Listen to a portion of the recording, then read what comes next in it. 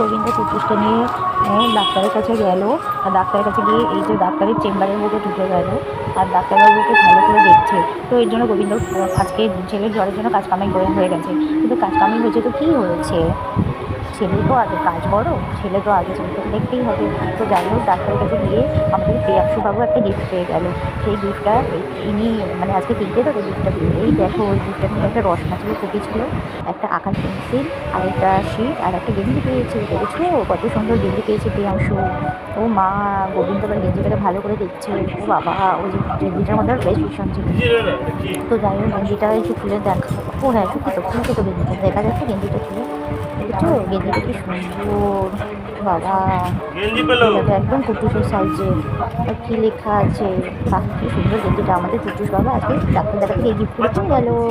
ওদের কাজ কামাই হয়ে যাবে, কী হয়েছে, কুটুসকে ডাক্তারের কাছে নিয়ে গিয়ে পুরো কর দেখ এরম ধর। আমি ধরবো পুরো আমার করতেছে। আর ওই ড্রয়িংটা আর ওইটা ধর।